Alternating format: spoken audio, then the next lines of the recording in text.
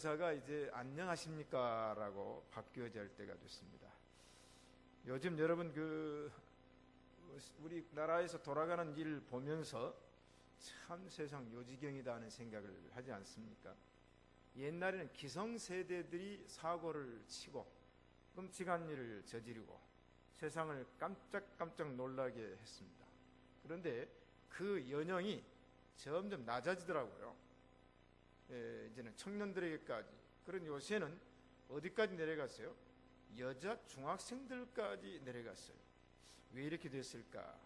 우리가 한번 이 인간에 대해서 또 세상에 대해서 한번 다시 생각해 봐야 할 때인 것 같습니다.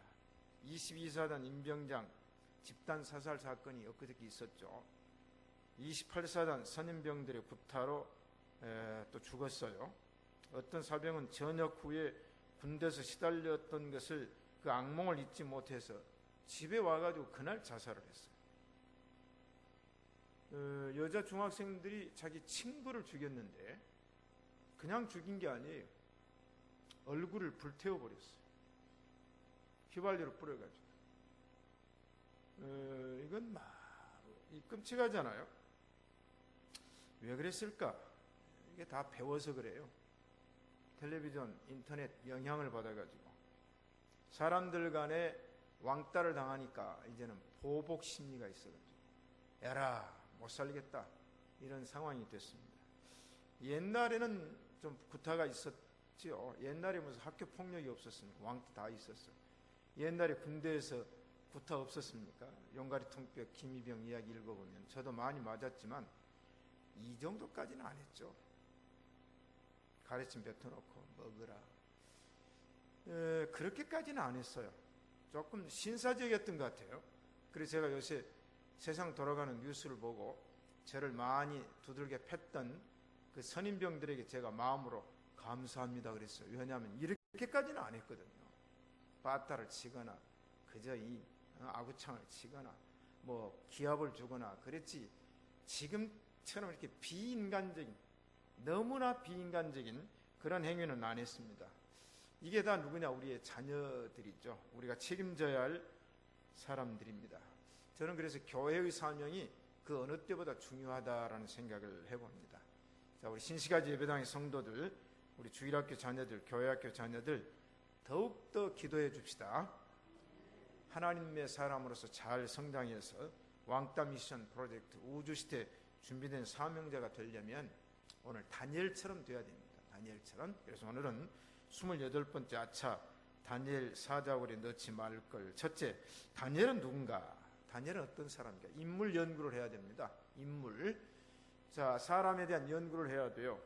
저는 이번에 이 말씀을 생각하면서 묵상하면서 이런 생각이 버뜩 떠올랐어요.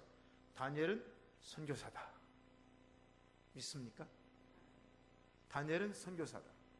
왜냐하면 그때 이스라엘에서 바벨론으로 포로로 잡혀갔어요. 잡혀가서 뭐 했습니까? 하나님 증거했잖아요. 하나님을 증거했어요. 자, 그러니까 신약 이후 이전에 구약의 선교사들이 참 많더라고요.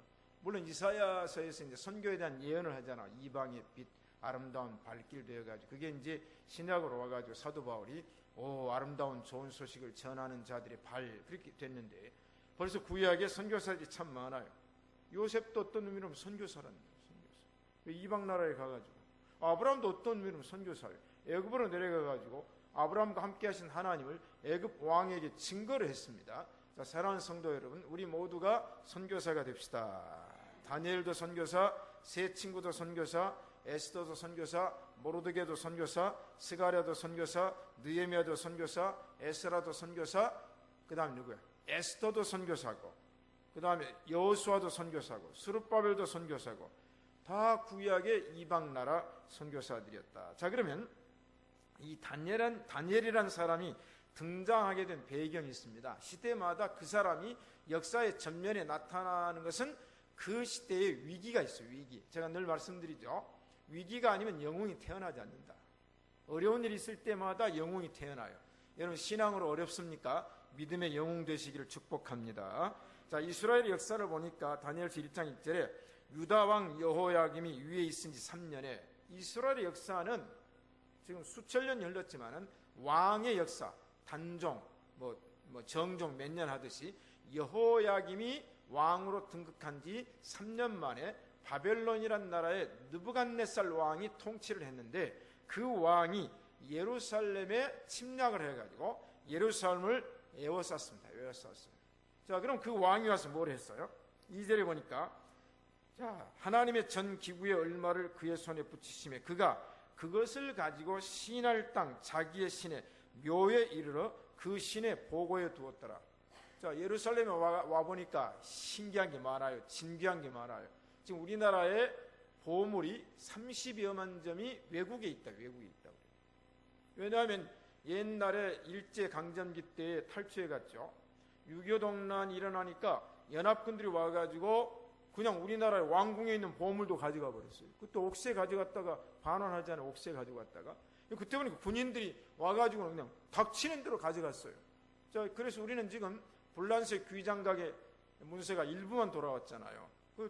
떼제배 계약할 때는 다 준다 그래놓고 안 줘요. 약속을 안 지킨단 말이죠. 자, 이제는 뭐냐면 이런 귀 보물들이 외국에 가 있는 것처럼 이 느부갓네살 왕이 예루살렘에 와 보니까 진귀한 보물들이 너무 많아요. 그 중에 성전의 기물들이라고, 성전의 기물들. 자, 성전 안에 생각해 보세요. 솔로몬 성전, 스룹바벨 성전, 헤롯 성전. 그래서 이제 이스라엘 성전 시대를 보면 그렇게 역사가 나눠지거든요. 자, 그러니까 예루살렘 성전을 누가 지었습니까? 솔로몬이 지었습니다. 그 아름다운 성전 안에 성전 기물이 얼마입니까? 엄청난 기물이 또 전부 순금으로 이 귀한 보석들로 만들어 놓은 걸 보니까 가져갔어요. 뭐까지 가져갔어요? 그릇까지 가져갔어요. 그릇까지. 자, 탈취를 해갔어요. 그런데 이 느부갓네살 왕은 어떤 의식을 가진 사람이었냐면 사람의 중요함을 의식한 사람입니다. 자, 이스라엘 나라에 와보니까 어때요? 이 백성들의 자녀들 가운데 왕족과 귀족들의 자녀가 있는데 참 똑똑해요. 물론 이제 바벨론의 아이들도 똑똑하지만 여러분 지금 한번 비교해 보세요. 이스라엘 나라의 사람들과 중동 아시아의 사람들, 특히 이슬람을 믿는 사람들과 비교를 했을 때 여러분 이스라엘 사람들이 똑똑하게 보여요? 아니면 이란, 이라크나 이런 사람들이 똑똑하게 보여요? 지금도 그러잖아요. 지금도 유태인 그러면 똑똑하잖아요. 유태인 그러면 아주 위대하잖아요. 그때도 이 이스라엘 나라 사람 그러면 똑똑해요. 잘났어요. 자, 그러니까 느부갓네살 왕이 물건도 욕심이 있었지만은 사람 욕심이 있었어요. 사람 욕심. 이게 통치자들이 공통점이에요. 특별히 로마가 세계를 통치할 때도 그 나라에 침략한 다음에 아주 유능한 청소년들을 데려왔어요. 건장한 사람들을 데려와서 집에 노예로 삼았단 말이에요. 그때는 이제 의사들이 다 이제 그런 허드렛이라고 그때는 이제 병이 막 고름나는 종기 이런 역병이니까 그런 걸 치료하는 사람은 누가 노예가 했어요. 지금 의사가 개가천성했다니까요. 지금 옛날에 다 노예들 하는 거예요. 자, 느부갓네살 왕, 제가 이번에 이제 월간 목회 글을 부탁을 해서 이 책에 관한 글을 제가 쓰고 있어요. 이 역사 의식이 있단 말이에요. 예? 히틀러 같은 사람은 아주 독재자고 전쟁범이고 유대인을 죽이는 학살범이고 그러지만은 나치 히틀러가 제2차 대전을 일으켰을 때 연합군이 베를린을 폭격한다 그러니까 히틀러가 뭐라고 말한 줄 아십니까? 사람을 피난시키기 전에 먼저 책을 피난시키라. 자, 그래서 베를린 국립박물관 안에 현재는 책이 2350만 권이 있지만은 그때 당시 300만 권의 책이 있었어요. 그때 300만 권이면 어마어마한 책입니다. 그걸 30여 곳으로 피신을 시켰어요. 그 중에 30만 권이 구소련으로 가서 아직 못 돌아오고 있어요. 270만 권이 30여 곳에 흩어졌던 책들이 폭격이 끝난 다음에 다시 모아서 복권하는 게 뭐냐? 베를린 국립도서관. 의식이 있어, 의식. 나폴레옹도 함대를 만들 때 설계를 이렇게 명령했어요. 가장 중앙에 도서관을 만들라. 그래서 항상 나폴레옹은 그 도서관에서 책을 읽으면서 작전 계획을 세웠다. 여러분 그런 독재자들이라고 해서 의식이 없는 게 아니에요. 그게 뭐냐면 머리가 차 있어야 돼요. 머리가 비면 안 돼요. 북한말로 고리 비면 안 돼요. 고리. 자, 그처럼 느부갓네살 왕은 기물도 탈취해 갔지만은 오늘 성경에 보니까 왕이 환관장 아스브나스에게 명하여 이스라엘 자손 중에서 왕족과 귀족의 몇 사람을 포로로 잡아가지고 바벨론으로 가자 그랬어요. 자, 그때 까다로운 자격 기준을 이제 주지요. 자, 그럼 왕이 환관장에게 이스라엘 왕족과 귀족의 자녀들을 이제 차출을 해야 되는데 아무나 하는 게 아니에요. 아무나 하는 게 아니에요. 이 본문 이 다니엘서 보면 까다로운 자격이 5가지가 나옵니다. 첫째는 흠이 없는 청년. 흠이 없어야 돼요. 흠이란 말은 상처가 없다는 말이 아니에요. 그 사람이 아주 올바르고 깨끗한 흠이 없어야 돼요. 그 다음에 또 하나는 뭐냐? 용모가 아름다워야 돼요. 아름다워야 돼요. 여러분 요셉도 용모가 아름답고 다윗도 용모가 아름답고 에스더도 용모가 아름다워야 돼요. 그럼 우리가 보면 용모는 좀 아름다워야 돼요. 옆 사람 봅시다. 당신은 용모가 참 아름답습니다. 아름다워야 돼요.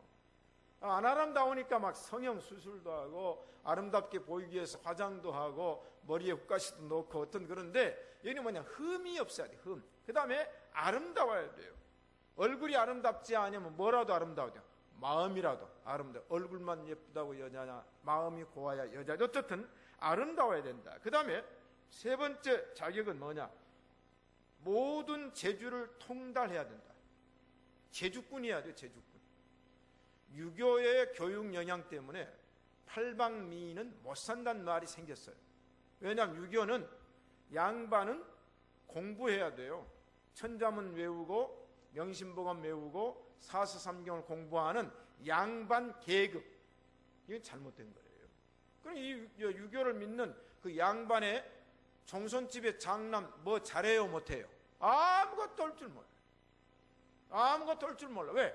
그냥 앉아가지고 밥이나 먹고 글 공부나 했지 뭘 압니까? 그러나 유태인의 교육 방법은 전공과 부전공이 꼭 다르는데 전공은 율법이지만 부전공은 뭐입니까? 생활전선에서 먹고 살 수 있는 기술이에요. 기술. 그래서 바울이 길리기아 다소에서 누구의 문화생입니까? 에? 가말리엘의 문화생으로 공부할 때 부전공이 뭐였냐면 텐트 만드는 기술을 배웠어요. 자, 그렇기 때문에 우리 한국이 자 공부 인문사회학 공부해야 되지만은 그러나 우리가 뭐에 항상 부전공을 해야 돼. 재주가 있어요. 재주. 모든 재주에 통달했다. 그러니까 한 가지 이상은 잘할 수 있어야 되니까 잘할 수 있어야 된다니까. 못 좀 박으라. 그럼 뭣도 박을 줄 몰라요. 되겠어요? 자, 우리 남자분들 아내가 집에서 여보 못 좀 박으라 그러니까 못 박아가지고는 그냥 정구 하나를 못 따는 게 그 자랑이 아니라니까요. 남자분들이 몇 안 나오셨는데 아니 정구 하나 못 바꾼 게 자랑이 아니란 말이에요. 모든 재주에 통달하고. 자, 그러니까 다방면으로 알아야 돼. 제가 지난번에 컬럼에 썼잖아요. 유대인은 박학다시강, 박학다시. 그 교육을 그렇게 시켜요. 뭐든지 할 수 있도록. 훈련시키면 되잖아요. 교육시키면 되잖아요. 근데 우리는 지금 뭐예요? 공부만 하라고 하는데 그것 갖고 밥 먹을 줄 알아요. 천만의 말씀. 자, 모든 재주에 통달했다.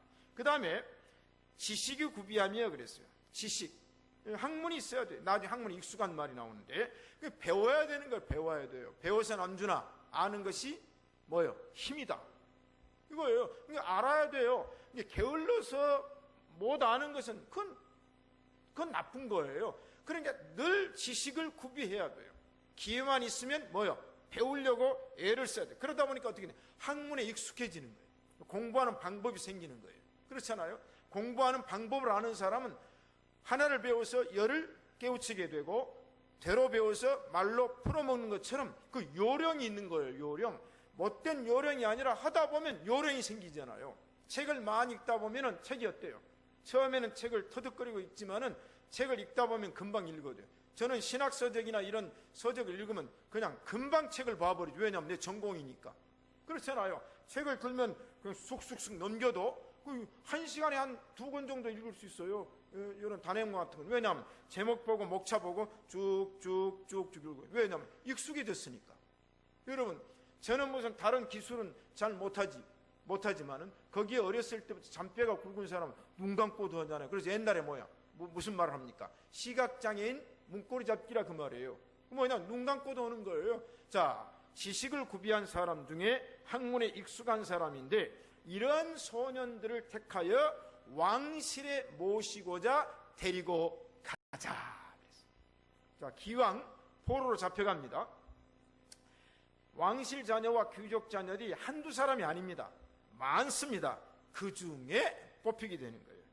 자, 그 다음에 이들을 데리고 가서 어떻게 했는가? 바벨론 학문과 언어 교육과 문화를 습득케 했다. 자, 이제는 바벨론으로 갈대아로 데리고 갔습니다. 그들에게 갈대아 사람의 학문과 방언을 가르치게 하였고, 굉장히 중요한 얘기입니다. 이게 이제 교육 투자거든요. 자, 우리가 우리나라 사람들에게 교육 투자하는 것 중요합니다. 그러나 우리가 지금 약 120만에서 지금 한 160만 외국인입니다. 외국인. 그럼 외국인들이 우리 여기 와 있어요. 제가 저도 독일에 가서 비자를 받느라고 참 고생 많이 했습니다. 비자 받느라고. 외국인들이 너무 많으니까 함부르크는 이제 주정부이기 때문에 비자를 주는 게 외사국에 가면 거기서 밤을 셉니다. 밤을 새. 왜냐하면 이 표를 뽑아야 돼요. 그런데 그 표가 하루에 200장이면 200장 딱 제한돼 있어요. 독일 사람은 일을 철저하게 시간제로 하기 때문에 그 표를 200장 딱 정해놓고 그것만 넣어놓고 그걸 뽑아가면은 동이 나면 그날은 일을 못 보는 거예요. 그러니까 외국인들이 그 앞에 전부 자리를 깔고 밤샘을 해요. 그럼 아침에 문 열자마자 달려가서 표를 뽑아요. 근데 외국인들은 또 하나 안 뽑죠. 몇 장 뽑으니까 금방 동이 나요. 그래서 그걸 아는 사람이 주고 오는데, 저 같은 사람이야 아침에 한 8시쯤 이제 가요. 그럼 표가 있어요, 없어요? 없습니다. 표가 없어요. 몇 번을 가도 표를 못 구하는 겁니다. 에? 자, 외국 생활하면 이제 그런 경험을 하는데, 제가 이번에도 이제 서울 목동에 출입국 관리소를 가게 됐어요. 제가 거기서 앉아서 표를 받아가지고 기다리면서 제가 무슨 생각을 했냐면, 제가 독일에서 겪었던 것을 지금 수많은 외국인들이 앉아가지고 그걸 겪고 있어요. 근데 이제 방송이 나오는데 제가 그랬어요. 아니, 왜 한글로만 방송을 하느냐? 외국말로도 해주지. 그러니까 가만히 생각, 독일 가서는 독일말로만 방송을 해줬지 그 독일 방송이 영어로나 다른 우리 한국말로 해준 적이 없더라고요. 저는 외국에서 살다 보니까 그런 마음이 있어가지고 왜 한글로만 방송하냐? 여기 다 외국인들이 있는데, 근데 여기는 뭐냐? 한국에 왔으니까 한국말을 알아듣고 이해를 해야 일을 볼 수 있겠더라고요. 자, 그럼 뭐냐? 이 갈대아로 이 사람들을 데리고 가서 맨 먼저 한 일이 뭐냐면, 여기 성경에 학문과 방언을 가르치게 하였고, 그 나라의 일꾼으로 써먹으려면 맨 먼저 뭡니까? 언어와 문화를 학습시켜야 됩니다. 우리나라도 그런 일을 하고 있겠죠. 그 언어 교육은 독일에 제가 처음 갔더니 언어 교육은 그 외국인을 위한 학원이 있어요. 그 학원에 50마르크만 내면 50마르크, 지금 50유로입니다. 50유로면 한 7만원, 8만원 정도 내면 한 학기 코스에 수업료가 되는 거예요. 근데 그걸 다른 정식 코스를 사용하면 돈이 비싸지만 외국인들을 위해서 국가가 전폭적으로 지원을 하고, 그 다음에 거기 등록만 하면 매일 나가서, 이제 매일이 아니고 월, 화, 수, 목, 금입니까? 나가서 한 4시간 정도 공부할 수 있는 특혜를 주는 거예요. 이 교재를 가지고 공부하고 그 다음에 문화를 익숙해 하고. 그게 뭐냐면 이 선진국은 그거예요. 왜냐하면 외국서 온 사람들에게 빨리 말을 가르치고 그 나라의 문화를 습득해 해야 되기 때문에 투자를 하는 거예요. 우리나라도 좀 잘하고 있다고 생각을 합니다. 80년대에 제가 독일을 가가지고는 있는데, 와, 무슨 중국 사람들이 그렇게 많이 보여요. 중국 사람들이. 그때는 개방도 안 될 때인데, 이제 함부르크 같은 경우는 베르너 토어라고 이 유학생 기숙사가 굉장히 큰 기숙사가 있습니다. 엄청나게 큰데, 거기 보니까 중국 유학생들이 판을 치고 있는 거예요. 왜 그런가 했더니 수만 명의 중국 유학생을 독일 정부가 정책적으로 데려와가지고 5년 만에 박사학위를 줘가지고 들여보낸 겁니다. 우리 한국 사람은 그때 유학 비자 받기 힘들고 학교 가서 장학금 받기 그렇게 힘든데 중국 사람들은 정책적으로 제가 생각할 때 이해가 안 됐어요. 아니 도대체 독일은 무슨 놈의 돈이 있어서 저 많은 중국 유학생들을 데려다가 5년 공부시켜가지고 박사교수 들여보낼까. 근데 보세요, 이 투자예요, 투자. 그런 이제 공대 학생들이 독일에 와서 이제 학위를 받아가지고 돌아갔습니다. 그럼 중국에다 공장을 세워요. 그러면 기계를 어느 나라 기계를 수입할 것 같습니까? 손에 익은 기계. 의사가 와서 공부를 해서 의학 박사학위를 받고 돌아갔어요. 그 다음에 병원에 이제 의사가 됐어요. 병원을 차립니다. 그러면 어느 나라 의료기구를 수입하겠어요? 독일이죠. 왜? 손에 익으니까. 여러분 자동차 하나를 사면은 그 자동차가 처음에 싸게 팔아도 그 다음에 부품 교환하고 할 때 수입이 있으니까 팔잖아요. 이게 바로 그때 제가 독일을 보면서 이게 대국이구나. 우리 요새 한류 문화 좋잖아요. 이게 바로 갈대아 사람, 이 바벨론 사람들에게 이 얘기가 나오는 거예요. 그리고 성경을 보면 국가의 정책도 여기서 나올 수가 있잖아요. 학문과 문화와 언어를 가르치게 했어요. 그런데 그 중에 하나가 문제가 뭐냐면 왕이 지정하여 자기의 진미와 자기의 마시는 포도주에서 그들이 날마다 쓸 것을 주고 먹고 마시게 했는데 이 기간을 왕이 얼마를 정해줬냐면 3년 동안 그렇게 하라. 하루아침이 되는 게 아닙니다. 하루아침이 되는 게 아니에요. 우리가 이제 그 문화에 들어가서 문화화 된다든지 그 나라의 어떤 것을 습득하는 것은 하루아침에, 그래 여행 다니는 사람은 안 되는 거예요. 그래서 제가 단기 선교라는 말을 못 쓰게 하는 게 뭐냐면 5일 동안 가서 무슨 선교를 합니까? 그래서 비전 트립이라고 해야 된다. 저도 선교사로 한국의 단기 선교팀이 와요. 근데 오면 무슨 선교합니까? 선교는 그 현장에 있는 장기 선교사들에게 맡기고 우리는 가서 여행하면서 기도하면서 선교사를 만나고 그 나라의 문화와 이걸 터득하고 오는 것이지. 아니 3박 4일 4박 5일 가가지고 무슨 단기 선교를 해. 그건 선교라는 말을 오용하기 때문에 제가 서문교회 와가지고 단기 선교 말 쓰지 마라. 비전 트립이다. 차라리 우리가 가서 문화를 습득하고 경험하고 오게 해야 된다. 자, 그래서 그것도 뭐냐면 3년 동안을 해야 돼. 3년 동안. 성경에 보면 3년, 바울도 3년 동안 아라비아 광야 신학교에 가서 했듯이 또 지금 모든 신학교의 MDB 코스가 3년이에요. 3년. 여기서 나왔던 모양이죠. 어떻든 3년을 교육하게 한 다음에 그 후에 왕을 모시게 하려 함이라. 그런데 그 사람들 중에 다니엘 1장 6절에 보니까 유다 자손 중 다니엘과 하나냐와 미사엘과 아사랴가 있었더니, 네 사람만이 아니에요. 더 많은 왕족과 귀족의 자녀들이 이제 바벨론으로 갈대아로 끌려왔는데 그 중에 네 사람이 있었습니다. 그런데 이 사람들을 계명을 해버리죠. 다니엘은 벨드사살, 하나는 사드락, 미사엘은 메삭, 아살은 아벳누고라고 계명을 해요. 우리나라 일제강점기에 일본 사람이 창씨 계명을 했는데 바로 여기서 배워서 한 모양이죠. 자, 그런데 그 중에 다니엘과 세 친구 중에 다니엘은 독보적인 존재가 됩니다. 독보. 왜? 하나님이 이 네 소년에게 지식을 얻게 하시며 그러므로 공부 잘하는 지식을 얻는 7가지 방법, 공부 잘하는 지혜를 얻는 7가지 방법, 그게 어디서 나옵니까? 성경에서 나오며 그걸 누가 주십니까? 하나님이 주십니다. 이걸 깨달아야 되는 거예요. 물론 사람이 공부하죠. 그러나 분명히 이 네 소년에게 지식을 얻게 하셨고 모든 학문과 재주에 명철하게 하신 것 외에 다니엘은 그 세 친구 외에 다니엘은 이 모든 이상과 몽조를 깨달아서 알았더라. 그 중에 다니엘이 예선, 중결선, 결승까지 있는 겁니다.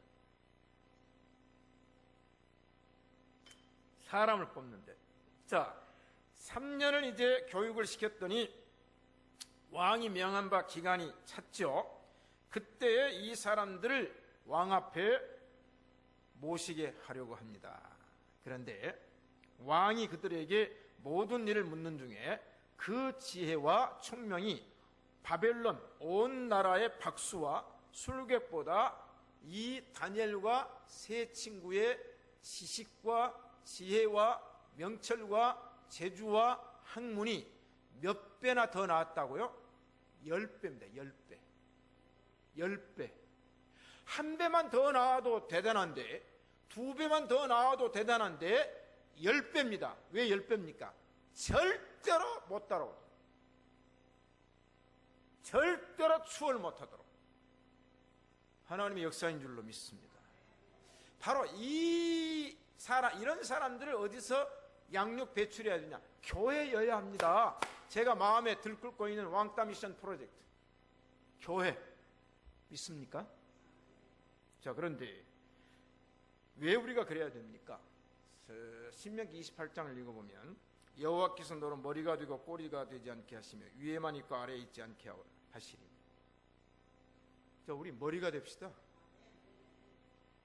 다 대통령 되라는 말이 아니에요. 다 총장 되라는 말이에요. 총장은 한 사람밖에 안 돼. 대통령도 한 사람밖에. 그 중에 대통령이 나오겠지만 우리는 내 전문 분야의 머리, 타의 추종을 불허한 저 사람은 못 따라간다 할 수 있잖아요. 그래서 한석봉이는 글 쓰는데 제주, 한석봉이 어머니는 떡국대 써는데 제주 할 수 있잖아요. 하면 됩니다. 따라합시다. 할 수 있다. 하면 된다. 해보자. 안 해보고 못한다 그러면 되겠어요? 해보지도 않고. 여러분 하는 일에 전문가, 달인 되십시오. 달인, 요새 달인이란 말 유행이잖아요. 달인. 그냥 눈 감고도 한다니까요. 눈 감고도. 해요. 내가 하는 전공 분야 그냥 해요. 청소를 하는 전문가면 눈 감고도 청소를 하는 거예요. 저는 청소를 잘합니다. 청소를 잘해요. 그래서 제 아내한테 제가 칭찬받는 게 딱 하나 있는데 당신은 청소를 참 잘합니다. 저 청소 잘해요. 그래서 나 청소시키면은요 잘합니다. 왜냐하면 지적 안 받도록 하는 게 청소 잘하는 거예요. 청소를 해놨는데 여보 여기 가서 이것 좀 더 닦아요. 여보 저것 좀 더 해. 미리 다 해버리는 게 왜? 지적당할 것을 다 해버리면 되지. 뭘라고 땀 흘리고 청소해놓고 지적당합니까? 기분 상하게. 그렇잖아요. 예? 아니 죽도록 해놓고 왜 지적당해? 그럼 기분 나쁘잖아요. 여보 이거 뭐야? 유리창 덜 닦았네? 그러니까 보고 또 닦고 해가지고 지적 안 당하게 해버리는 거예요. 자, 그러니까 청소를 하더라도 뭐요? 달인처럼 청소를 해요. 바로 이게 기독교인의 직업관입니다. 여러분 직장에서도 그런 직장인 되시고 여러분 자녀들 그런 자녀 만들기를 축복합니다. 저 뒤에 진종섭 집사님이 작은 가마솥 달인이에요. 그래서 이 남부시장에서 지금 물건이 없어서 못 판다고요. 왜냐하면 그놈을 들기름을 발라가지고 불을 일으켜가지고 그놈 솥단지를 갖다 놓고는 그놈을 이제 거기서만 닦으면 뭐라고 그러니까 다른 데 가지고 가서 들기름 발라가지고 불을 막 붙여가지고 그걸 한 번, 두 번, 세 번, 네 번, 다섯 번을 기를 내니까 사간 사람이 이런 솥단지 그냥 사다가 밥하면 안 되잖아요. 옛날에 다 기름 발라가지고 열을 가해가지고 기를 냈잖아요. 이게 미리 해주니까 막 주문이 들어온대요. 제일 싼 것이 단가가 7만 원이니까 필요한 사람은 가셔서 사세요. 지금 올랐는지 모르겠죠? 자, 그러면 이런 다니엘이 어떻게 통치를 했느냐? 오늘 성경 다니엘서 1장 21절에 다니엘은 고레스 왕 원년까지 있으니라 그랬고요. 6장 28절 오늘 본문에 이 다니엘이 다리오 왕의 시대와 바사 사람 고레스 왕의 시대에 형통하였더라. 제가 다니엘이라는 공가를 썼잖아요. 그 공가 맨 앞에 다니엘의 역사의 역사, 다니엘 시대 역사와 다니엘이란 그걸 분석을 해놓았어요. 자, 그러면 이 다니엘서를 보면요, 다니엘은 바벨론을 침략한 왕이 느부갓네살 왕입니다. 느부갓네살 왕. 그 다음에 벨사살 왕이 나오고 다리오 왕이 나오고 그 다음에 에스더에서 나왔던 아수에로 왕이 나오고 그 다음에 고레스 왕이 이제 그 바사 왕이 돼가지고 이스라엘 포로기 위한 칙령을 내려요. 그러면 다니엘은 소년 때 잡혀갔어요. 그 소년 때에 간택이 돼가지고 방백들보다 높은 자리에서 나라를 통치하는 총리가 됩니다. 그러면 한 왕 때만 된 게 아니에요. 이 다니엘이나 느헤미나 에스더나 에스라에 등장된 왕이 무려 6사람이에요. 그러니까 느부갓네살부터 고레스 왕 때까지 다니엘은 형통하였고 다니엘은 원년까지 있으니라. 대단하잖아요. 성경적인 인물입니다. 자, 우리가 교회 안에서 이러한 인물을 말씀으로 양육해서 세상에 배출해야 될 줄로 믿습니다. 아이고, 이거 얘기하다 보니까 시간이 많이 가버렸네. 두 번째, 이제 사자굴에 들어간 다니엘입니다. 왜 다니엘이 사자굴에 들어갔냐? 시기 질투의 대상이 됐습니다. 120명의 방백이 있었고 그 다음에 총리 셋이 있었는데 그 중에 다니엘이 독보적인 존재입니다. 자, 그러니까 포로로 잡힌 이방인이 와가지고는 뭐요? 우리 그 대학에서 뭐요? 박힌 돌을 뺀다. 들어온 돌이 박힌 돌을 뺀다. 그런 얘기예요. 이게 옛날에는 본교 출신이 아닌 타교 출신이 그 대학에 들어와서 본교 출신을 뺀다는 말을 이 대학 교수들 간에 유행됐던 말이에요. 그런데 120방백과 3명의 총리가 있었는데 그 중에 다니엘이가 독보적인 존재가 됐습니다. 왜? 왕이 인정을 했어요. 왕이. 그렇잖아요. 인정을 했는데 그럼 왜 다니엘이가 그렇게 독보적인 존재가 되어서 이 전국을 총리하게 되었을까? 6장 3절을 보니까 다니엘은 마음이 민첩하여 그랬어요. 마음이 민첩해.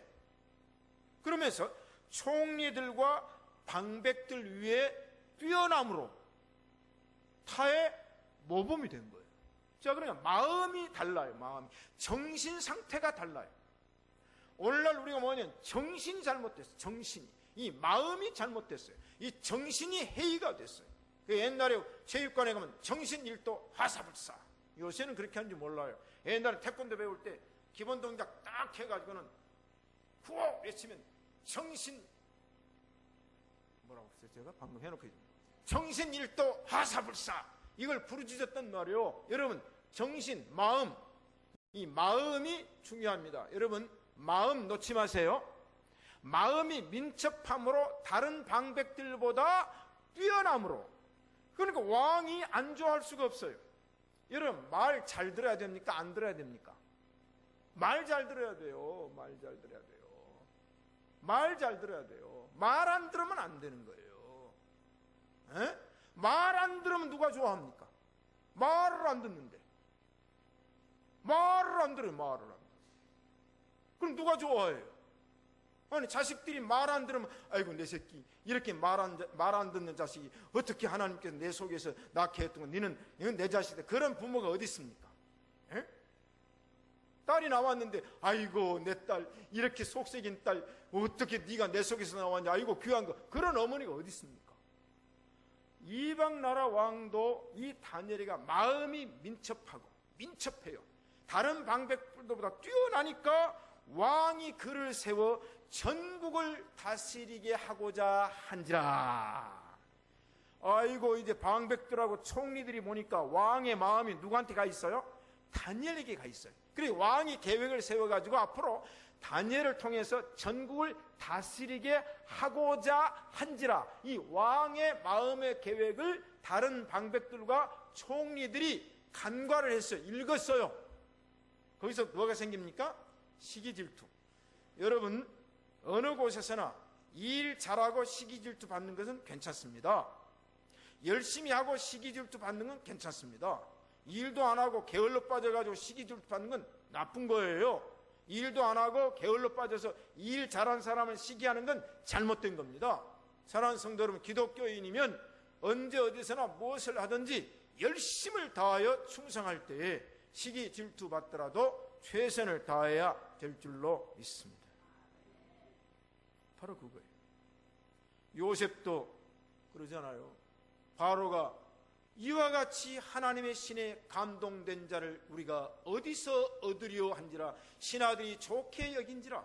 그래서 바로가 요셉에게 버금수레를 하고 왕복 입혀주고 인장바지 끼워주고 이 시내를 다니면서 요셉이다 엎드리라 그러니까 모든 백성들이 요셉에게 엎드려서 온 땅을 치리했어요. 그래서 바로가 말해 너는 내가 높은 건 보좌뿐이고 모든 일은 네가 알아서 다 하라. 이야 그 정도 돼야 됩니다. 믿고 맡길 수 있는 사람, 믿고 맡길 수 있는 사람, 나는 결제만 하고 믿고 맡길 수 있는 사람, 주인의 마음에 합한 일을 할 수 있는 사람, 이게 충성된 자입니다. 맡겼다고 지 멋대로 해버리고 지 마음대로 하는 게 아니라 주인의 뜻이 무엇인가를 알고 일할 수 있는 사람에게 맡겨주는 겁니다. 자, 그래서 이제는 시기 질투가 나니까 고소할 틈을 얻었는데, 다니엘은 얼마나 완벽한 자라고 말할까요? 고소할 틈을 얻으려고 했는데, 이 방백들과 총리들이, 다른 총리들이 다니엘에게서 능히 아무 틈이나 아무 허물을 얻지 못하였으니 이는 그가 충성되어 아무 그릇함도 없고 아무 허물도 없습니다. 아니, 찾아볼 수가 없어요. 다니엘을 시기 질투해서 이게 내쫓든지 권자에서 내려오게 해야 되는데 아무리 뜯어봐도 흠이 없어요. 아까 그랬잖아요. 흠이 없어요. 완벽주의자가 나쁜 게 아닙니다. 왜냐하면 우리가 될 수 있는 대로 하나님 앞에 흠 없기를 간절히 소원합니다. 그릇함이 없도록 해야 됩니다. 그래서 이제 2학기에 기독교와 윤리와 도덕, 제가 완벽 해서가 아니라 성경이 말하는 기독교인의 믿음과 삶은 도대체 무엇일까? 이걸 오늘 한국교회가 바로 가르쳐 줘야 됩니다. 이건 얘기 안 하고 교회 부흥성장해서 그냥 큰 교회 만들기만 혈안이 되어 있고 안 됩니다. 저는 그래서 오늘 또 하나님 나를 성공 못하게 하신 것 감사합니다. 나를 출세 못하게 하신 것 감사합니다. 그렇게 기도를, 나중에 그분 또 언급할 날이 오겠습니다. 저는 오늘 또 그런 기도를 했어요. 내가 큰 교회 목사 되고 그런 목사 안 된 것 참 감사합니다. 저는 그렇게 기도하고 있습니다. 어떤 사람은 왜 당신은 이러냐 그러지만 제 마음속에는요, 웃기지 마라. 하나님이 나를 이렇게 만든 건 나에게 주신 하나님의 큰 은혜로다. 저는 그렇게 감사하고 있습니다. 우리 신시가지 예배당 성도들 감사합니다. 우리 서로 감사합시다. 네? 옆 사람에게 오메 감사한가 한번 하세요.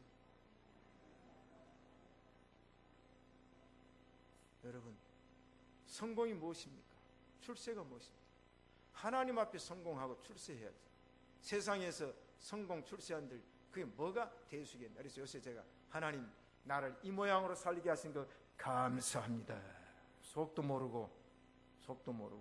자, 30일 동안 다른 신에게 기도를 하면 사자굴에 넣자는 안건을 내 가지고 왕의 허락을 받습니다.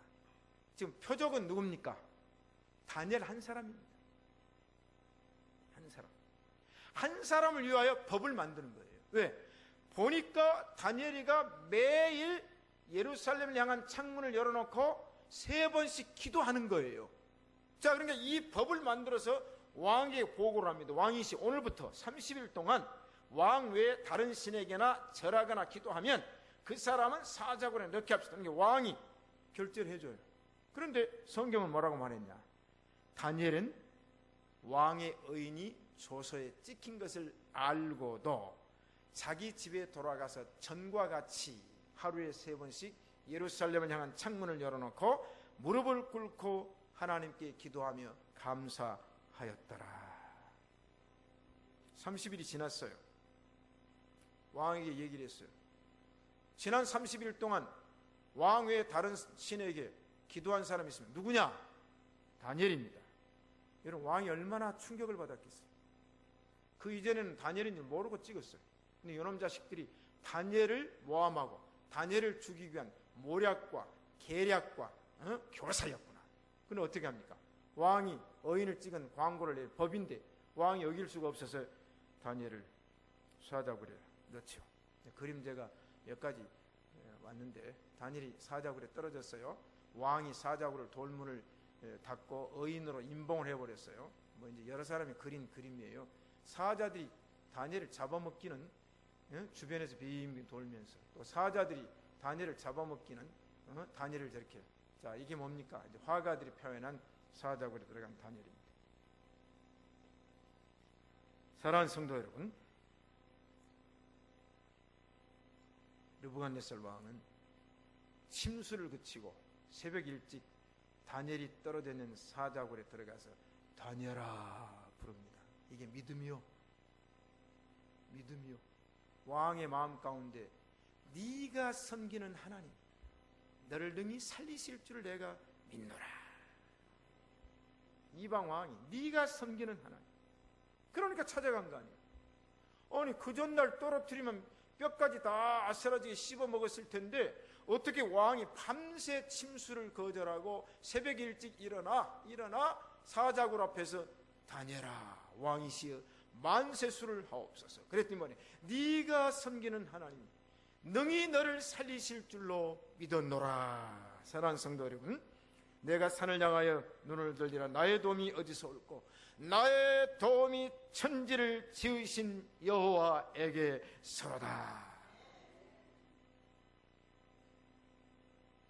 그래서 이사야 43장에 그렇게 얘기하죠. 야곱아 너를 창조하신 여호와께서 이제 말씀하시니라. 이스라엘아 너를 조성하신 자가 이제 말씀하시느니라. 너는 두려워 말라. 내가 너를 구속하였고 내가 너를 지명하여 불렀나니 너는 내 것이라. 네가 물 가운데로 지날 때에 내가 함께할 것이라. 강을 건널 때 물이 너를 침몰치 못할 것이며 네가 불 가운데로 행할 때 타지 아니할 것이요 불꽃이 너를 사르지도 못할 것이니. 이 얘기를 하고 있어요. 사랑하는 성도 여러분, 우리가 홍해의 기적을 경험한 줄로 믿습니다. 자, 세 번째, 뜻을 정한 다니엘. 뜻을 정한 다니엘. 다니엘은 이미 바벨론 포로로 잡혀가서 그때부터 뜻을 정했어요.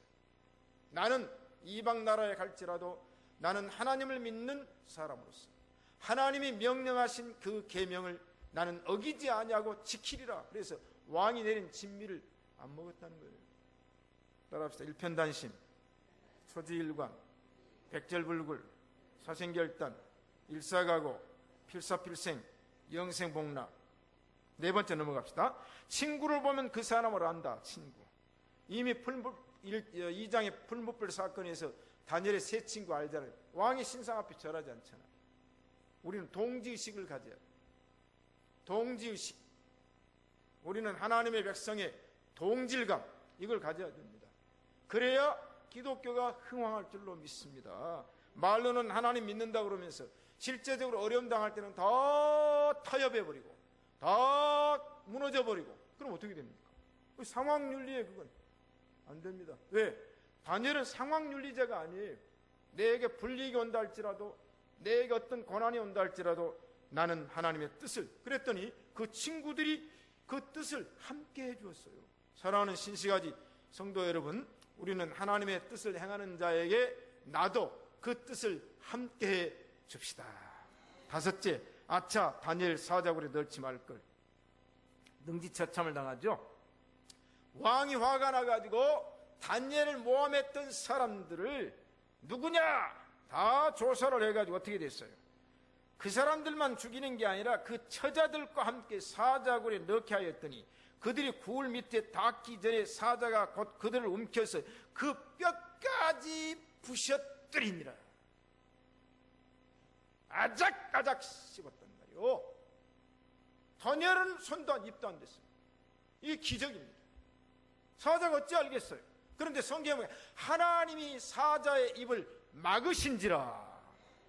하나님이 사자의 입을 막으셨고 하나님이 7배나 더 뜨거운 풀무불을 절대 뜨겁지 않도록 하나님의 아들 예수 그리스도가 먼저 들어가서 엄호하니까 불이 타지도 않아요. 사랑하는 성도 여러분, 오늘 또 하나님께서 사자의 입을 막으시고 사자의 입을 열게 하셔서 능지처참하게 하신 줄로 믿습니다. 그래 다니엘은 어떻게 됐어요? 다니엘은 어떻게 됐습니까? 더욱 높아졌어요. 여러분, 고난을 받아야 높여주십니다. 환난을 당하야 높여주십니다. 아니란 사람 누가 높여주겠어요? 밥이나 먹고 살죠. 새끼 밥 먹고 옷이나 입고 살다가 가는 인생, 그게 아니라 하나님을 향한 환난과 핍박을 당하면 하나님께서 이방나라 왕을 통하여 다니엘을 높이니까 느부갓네살, 벨사살, 다리오, 아수에로, 고레스 원년까지 다니엘은 높아진 줄로 믿습니다. 하나님께서 우리 신시가지 예배당의 모든 성도들을 높여주실 줄로 믿습니다.